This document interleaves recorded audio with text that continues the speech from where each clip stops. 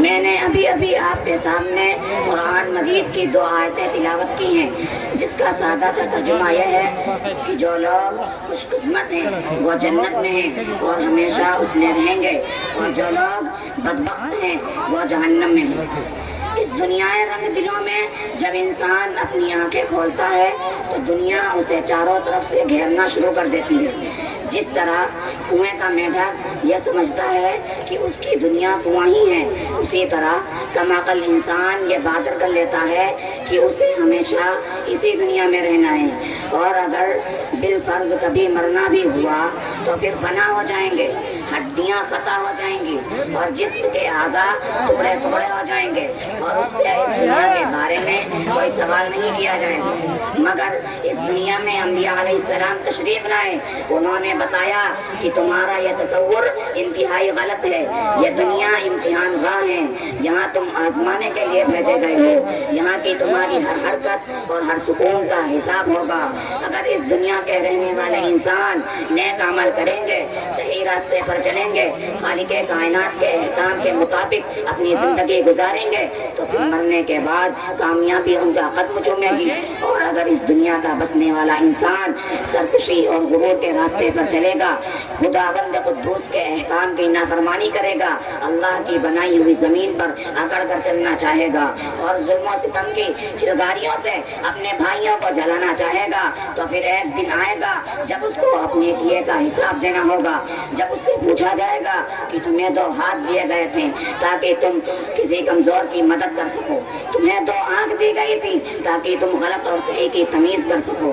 تمہیں 2 پیر دیے گئے تھے تاکہ تم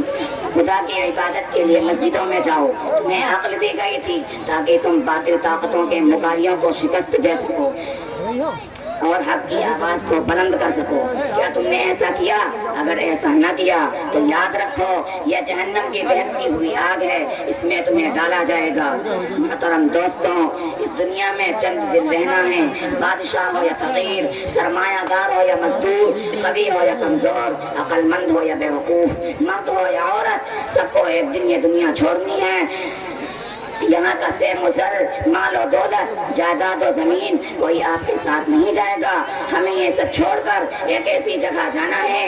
جہاں ہمارے نیک اعمال ہی کام آئیں گے۔ چند پیسے جن کے ذریعے ہم نے کسی غریب کی مدد کی ہے، چند رکعتیں جو ہم نے خلوص نیت سے ادا کی ہیں، چند میٹھی باتیں جو ہم نے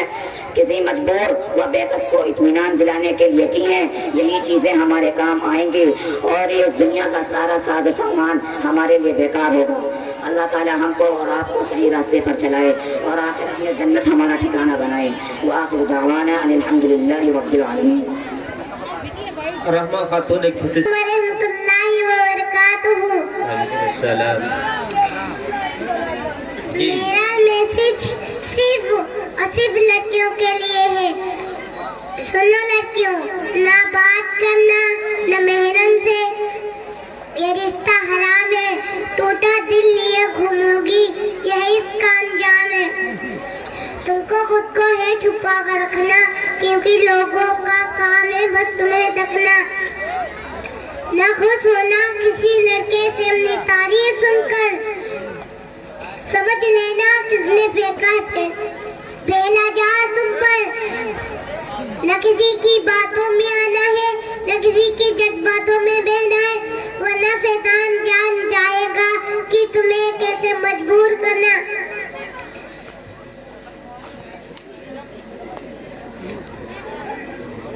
بہت خوب بیٹا، بہت زندہ